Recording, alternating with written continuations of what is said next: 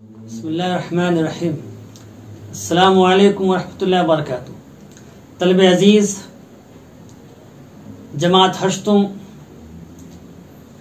اردو بال بھارتی کے قواعد، آج قواعد نمبر 13، 14، 15 مکمل قواعد آج ہو جائیں گے۔ قواعد نمبر 13 صنعت تلمیح، کتاب میں صفحہ نمبر 91 پر 91۔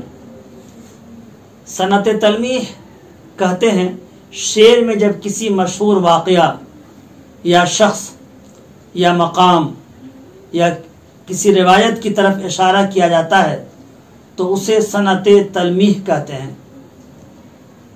مثال کے طور پر یہ شعر کتاب میں ہی ہے، 8ویں کتاب میں، پڑھا جو وقت تو عزم خلیل لے کے ادیب، پڑھا جو وقت تو عزم خلیل لے کے ادیب، مٹا کے رکھ دیے آداب آزاری میں نے۔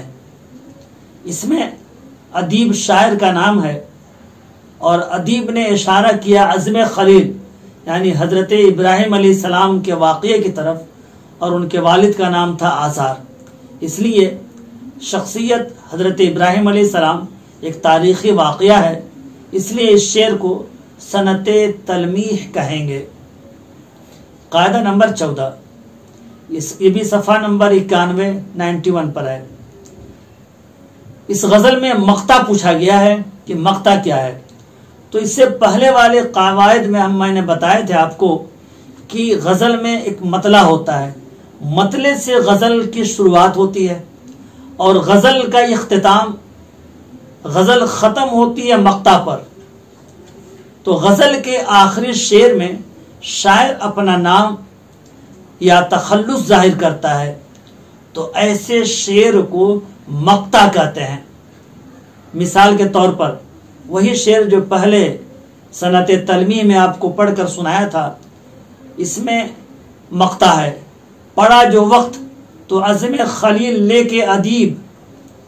ادیب شاعر کا تخلص ہے اور تخلص کہتے ہیں فرضی نام کو۔ پھر سے سنیں، پڑھا جو وقت تو عزم خلیل لے کے ادیب، مٹا کے رکھ دیے آداب آزاری میں نے۔ یہ شعر مقطع یعنی اس میں شاعر نے اپنا تخلص ذکر کیا ہے اور اسی پر یہ غزل ختم ہے۔ قواعد نمبر 15، یہ 8ویں بال بھارتی کا آخری قاعدہ، صنعت تشبیہ، بال بھارتی میں صفحہ نمبر 93 پر ہے۔ ہم کسی چیز کی خوبی ظاہر کرنے کے لیے ایک چیز کو دوسری چیز سے مثال دیتے ہیں۔ جیسے مثال کے طور پر مائیں اپنے بچوں کو چاند سے تشبیہ دیتی ہیں، بہادر بچوں کو ماں باپ یا استاذ شعر سے بچوں کو تشبیہ دیتے ہیں۔ تو جب شعر میں ایک چیز کو دوسری چیز کی مانند بتایا جائے تو اسے صنعت تشبیہ کہتے ہیں۔ مثال کے طور پر میر تقی میر نے ایک شعر کہا تھا جو بہت ہی زیادہ مشہور ہے اور ایم.اے تک یہی شعر زیادہ تر سمجھانے کے لیے استعمال کیا جاتا ہے۔ نازکی اس کے لب کی کیا کہیے، پنکھڑی ایک گلاب کی سی ہے۔ تو گلاب کی سی حرف تشبیہ ہے۔ شاعر نے اپنے دوست کے ہونٹوں کو گلاب کی پنکھڑی پتی سے تشبیہ دی ہے، اور یہ تشبیہ دینے کے لیے کچھ حروف استعمال کیے جاتے ہیں جنہیں حروف تشبیہ کہتے ہیں۔ یہ کی سی کی طرح، جیسے، جیسا، مانند، مثل وغیرہ، ان حروف سے ایک چیز کو دوسرے چیز کے برابر بتانے کی کوشش کی جاتی ہے۔ پیارے بچوں، 1 سے لے کر 15 تک یہ پورے قواعد میں نے جمع کرنے کی کوشش کی تھی۔ سارے قواعد جمع ہو گئے جو 8ویں کی بال بھارتی میں تھے۔ یہ ہم سارے کے سارے قواعد ہم اچھی طرح سے سمجھ لیں، پھر بھی نہ سمجھ میں آیا ہو تو ہم اپنے سبجیکٹ ٹیچر سے اس کی اچھی طرح سے وضاحت کرا کر ہم سمجھ لیں۔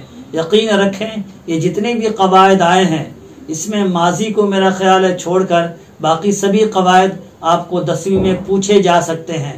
تو ہم اگر 8ویں میں قواعد اور گرامر کے اعتبار سے مضبوط رہیں گے تو 9ویں 10ویں میں ہماری اردو مضبوط ہوگی۔ یہ قواعد آپ کو یاد کر لینے ہیں اور اشعار بھی یاد کر لینے ہیں، اس سے آپ کے الفاظ کے ذخیرے میں اضافہ ہوگا، الفاظ آپ کی زبان زد ہو جائیں گے، اردو پڑھنے میں روانی تیز ہو جائے گی اور آپ کی املا نویسی مضبوط ہو جائے گی، عبارت نویسی آپ کی بہتر سے بہتر ہو جائے گی۔ اس لیے خوشخطی پر، زبانی یاد کرنے پر بھرپور توجہ دیں۔ اللہ تعالی ہمیں اور آپ کو 8ویں کے یہ سارے گرامر سمجھنے کی توفیق دے۔ جو کچھ ہم نے اب تک سمجھے ہیں اللہ تعالی ہمارے حق میں اس کا سمجھنا آسان کر دے اور اللہ تعالی ہمارے علم میں اضافہ کر دے۔ رب زدن علما، رب یسر ولا تعسر وتمم بالخیر۔ اللہ حافظ۔